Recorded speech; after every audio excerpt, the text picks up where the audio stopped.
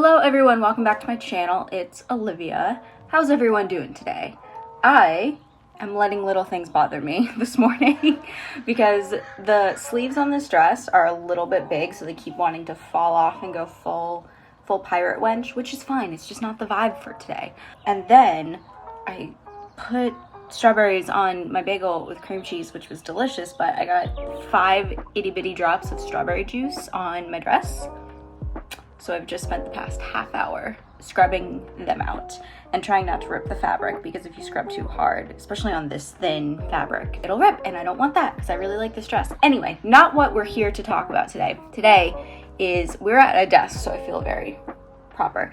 Today is the mid-year reading check-in. My reading goal for this year is 20 books. Usually it's 40, which I hit, but because I'm in grad school and because I'm so busy, I think that that's completely doable. So we'll see how many I get through this summer. I might read more. I don't think I will, because I'll be doing research for my thesis, which is fun. So yeah, let's just get into the books I've read. So let me scoot this way. We'll put them on the door right here, the covers. So the first book I read this year was Spare by Prince Harry. So the reason I read Spare was, one, I am painfully curious about Prince Harry and his wife and Meghan and everything that they go through. I don't care about the royal family. In fact, I think that the British monarchy should dissipate, as it were. But I also took a British cinema class, and with that, you have to talk about the political aspect of Britain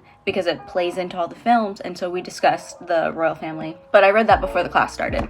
It was just interesting. I think that the ghostwriter did a really good job. I also listened to the audiobook, so it was him narrating that. It's interesting. I certainly have some sympathy for him and Meghan, because the treatment that they're getting for speaking out about the discrimination that Meghan has faced is horseshit.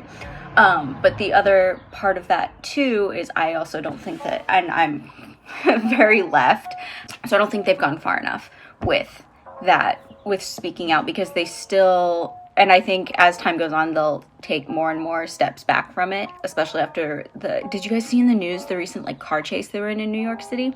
It's as if we don't learn from how his mother tragically died.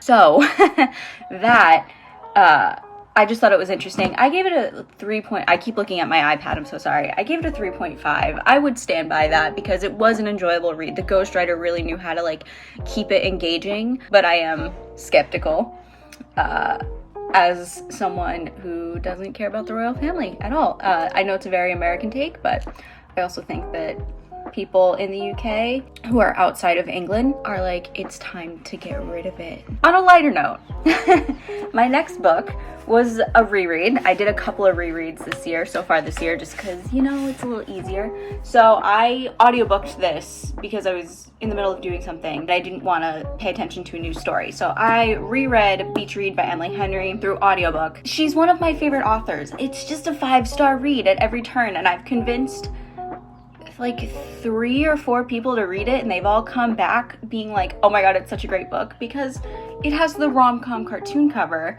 and it's a little see, this is what I'm talking about, my sleeve. It's a little rom-com, but it's more on the literary fiction side of romance. It deals with topics. I'm not telling you about this book at all.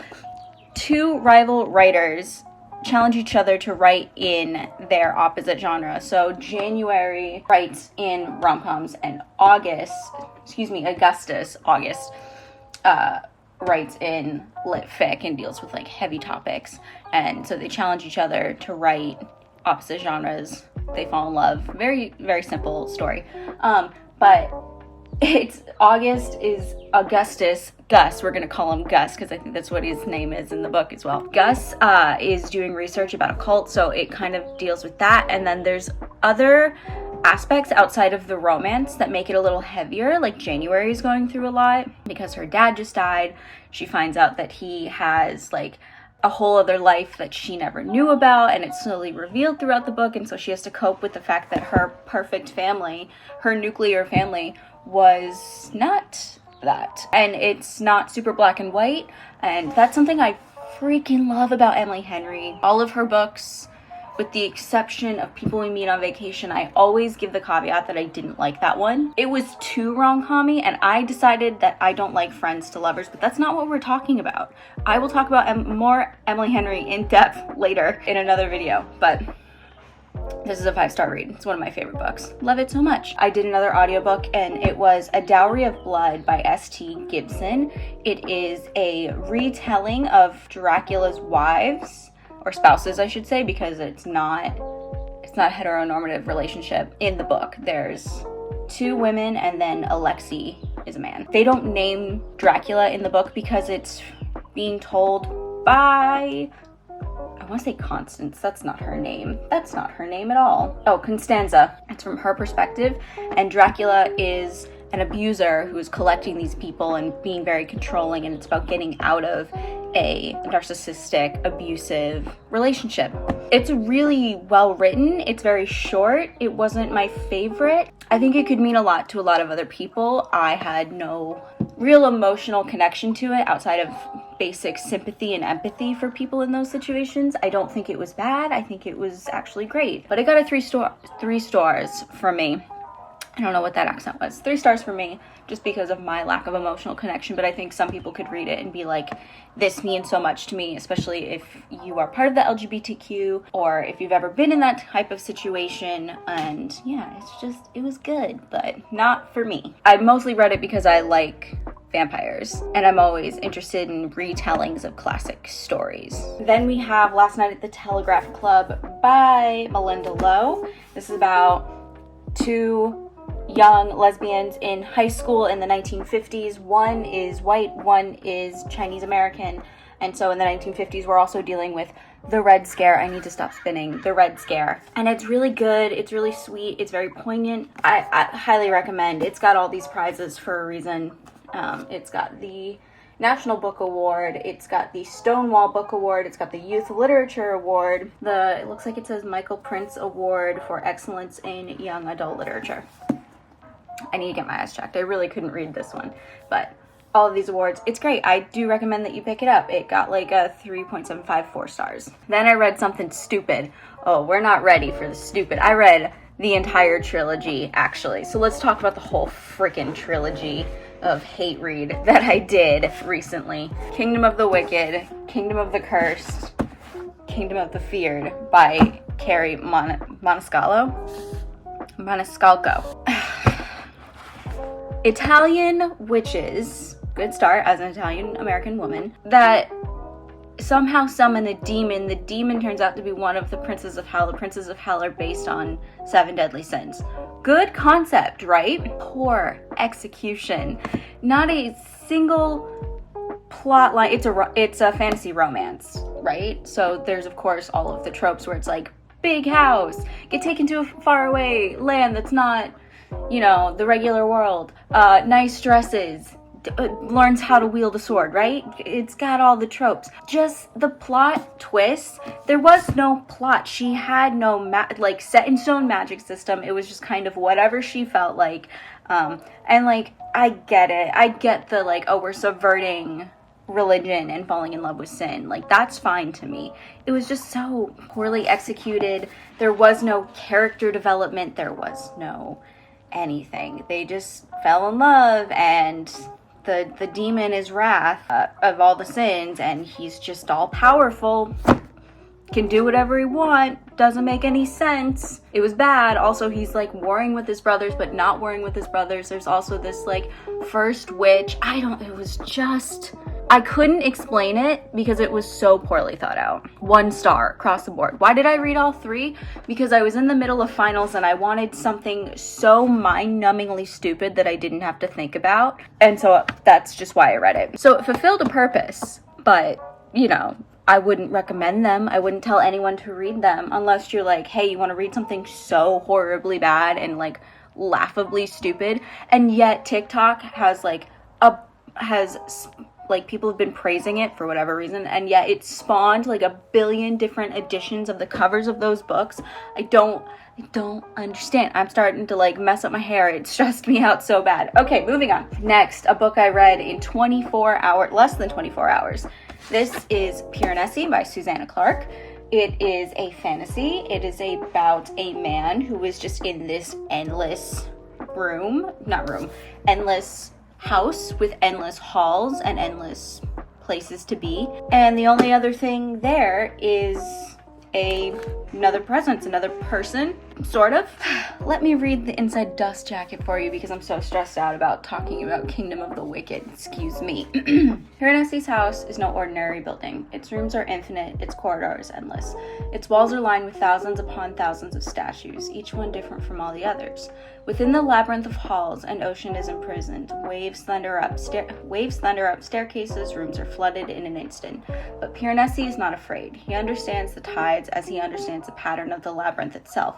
He lives to explore the house. There is one other person in the house, a man called the Other, who visits Piranesi twice a week and asks for help with research into a great secret knowledge. But as Piranesi explores, evidence emerges of another person, and a terrible truth begins to unravel, revealing a world beyond the one Piranesi has always known. So, it's beautiful, it's well written, it's 275 pages. If you are a crazy reader like me, you can read it in 24 hours. If not, definitely a week. It's just good. I highly recommend it. And it's one of those another ones where I'm like, oh, this was really well written. I felt nothing. Maybe it's just me. It just didn't have any personal connection. But why do I always go back to the allegory of the cave? It's very allegory of the cave, which I think is just, in a world of misinformation, is something I keep going back to. But I thought that the way the mystery unravels was really well done. I was definitely intrigued. It's a page turner. It's a 4-star read. I think for some people this could very easily be like, oh, this is my favorite book. Or it's like a 5-star read, or people who don't read very often are really gonna latch onto this one. And it's one where I'm like, yeah, that's a good one to latch onto for the pretentious reader in all of us. Oh, I also think it's a really good introductory fantasy book because it's still grounded in logic. Actually, that's a lot of what how the story unfolds is through deductive reasoning. So I recommend it if you want a non-fluttery, non-fantasy romance. There's no romance in this. It's just interesting and good. Then, I'm very excited about these. Okay, so I read the King of Scars duology via audiobook because season 2 of Shadow and Bone came out, and I love Shadow and Bone so much. I love the Grishaverse in all of it. What is it? In total, everything about it I like. I like the magic system. I like a lot of the characters. I think that as Leigh Bardugo has expanded the universe from the original Shadow and Bone trilogy to the Six of Crows duology to the King of Scars duology, she has gotten better as a writer. So I would say that Shadow and Bone is a entry-level young adult book, right? Maybe for middle school to high school, early high school. Then you have Six of Crows, which is older young adult. I think everyone can get something out of that because the backstories of the 6 characters in that, so in depth, so heavy, so good. And then she goes back in with King of Scars that focus on Nikolai and, oh my god, Zoya, Jesus. Focus on Nikolai and Zoya and the aftermath of the war that happened in the first Shadow and Bone trilogy. And they're older, which is probably why I connected to it more, because Shadow and Bone is very young. I just love Prince Nikolai so much. I think Patrick Gibson did a great job on the TV show. I just love the Grishaverse. It was very fun to read or listen to. I think King of Scars might be my favorite in the Grishaverse, world. I have a couple of critiques, mostly involving bringing a certain character back. I don't think we needed to do that, but it's fine. I know that they're a fan favorite, one of my favorite characters as well. I just didn't think that they needed to come back. Anyway, but yeah, and then I just finished this yesterday, and this book makes me cry. It's one of my top 3 favorite books of all time. And I listened to it on audiobook as I was cleaning my room post-finals because I let my life fall apart just trying to get my work done. Anyway, this is The Invisible Life of Addie LaRue. I got the dust jacket wet last year when I was sitting by the pool. I read it a year ago. This is peak V.E. Schwab. It's so different from their other books, and yet I love this so much. It's just... let me tell you about it. Addie LaRue makes a deal with a shadow demon, god, whatever you want to call him, that he can have her soul when she's done with it. He can have her life when she's done with it. So she lives 300 years from 1600 something to 2014. And the catch to this deal is that no one will remember her. She can't say her name. She can't tell her story. So, and like the way it works is if she's standing in front of someone having a conversation, if they look away, or like turn away or anything, immediately has forgotten her, doesn't know who she is like, oh, who are you? Until one day when she meets Henry and he can remember her, and it's a love story, but it's less about love and more about little things in life and mental health and making your mark on the world, and it involves art history, and it's just so beautiful and poignant, and it makes me cry, and I love it. I love it so much. Please read it. It's so good. Just one of my favorites. 5 stars every time. Okay, and that brings us to the 2 books that I'm gonna read one well before I finish the other. So let's start with the one that I know is going to take me a long time. So I wrote a paper in British Cinema about the 2011 Andrea Arnold adaptation of Wuthering Heights. That one takes a very different approach than, say, the 1939 one or any of the BBC TV versions. And so I was like, let me read the source material because I needed to pull a quote from the book itself for that paper. And it's about a character description that has been thrown out and ignored throughout all of history. Basically, Andrea Arnold makes Heathcliff black, and he's always been white in the other adaptations, which completely takes out a different layer of like character, not just character design physically. It also makes sense as to why this book is so brutal. Like, it's not a love story, it's actually about class. I could talk about, there's a literary tradition in Britain that people hold up very high, and then we have all of these movies adaptations. Jane Austen, can't remember names to save my life, Jane Austen is included in that, where people will focus on like, oh, there's a romance, it must be a love story. There's so much more to it than just the love story. I think anyone who's ever had a relationship with another human can point that out, that like, it's not just 2 people fall in love. There are outside factors as, determining whether or not these characters get together. Like with Jane Austen, it's always about giving her women characters the best chance at happiness with the struggle, like the expectation on them, and it's upward class mobility. Like they care about a good match because it allows them to accrue wealth for their family that can be taken away so very easily.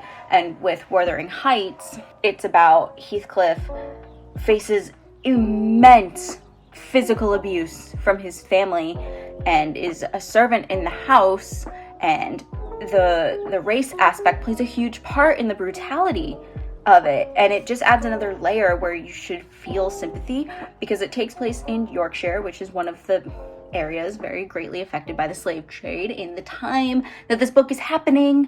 And so it's also a ghost story. And the thing about Gothics, especially from the Bronte sisters, is that ghost stories involve memory, and this is the memory of someone who has had a very harsh life. That is the point of it. It is not Heathcliff and Kathy fall in love. That is not it. And we've stripped back all of it. So I'm reading the book, even though it's not even that thick. It's like 400 some odd pages. It's just a dense book to get through because it is violent. It is violent. It is harsh. It is not a fun read. It's not a silly little love story. Also, the language is older because it's older English. It's not going to have the more relaxed version that we have now. There's that. And then last, I'm going to end on a happy note. This is Happy Place by Emily Henry. It's her latest book. It is a hardcover. All of the rest have been paperback. I pre-ordered the signed version. I'm very excited to read it. I'm going to read this when I sit by the pool Maybe not today because it looks a little bit cloudy. Yeah, it's a little cloudy today. So, very excited to read this. It's, you know, I don't even remember. Is it fake dating? It's fake dating. Harriet and Win. That's it for me. I'm ready to read that. And I have a few things I need to do before I can crack that open today. So yes, I hope you have enjoyed me ranting about all of the 11 books that I have read this year. I hope to hit my reading goal. We shall see. Maybe I'll hit it in the summer and then I can just be free to do my semester of school in the fall. So yeah, thank you so much for watching. I hope you have enjoyed this. All social media links are in the description. If you enjoyed this video, please feel free to click on my coffee link. It's basically if you want to tip me for the content that I create, or I'm working on, like, maybe I'll do tiers and I'll call it my coffee club. We shall see, but that would open up to exclusive content, but only if you guys want it. For right now, it's just you tip me a couple of dollars or you buy me a coffee, and that's in the description as well. And I will see you guys next week. And yeah, have a good summer, guys. Bye.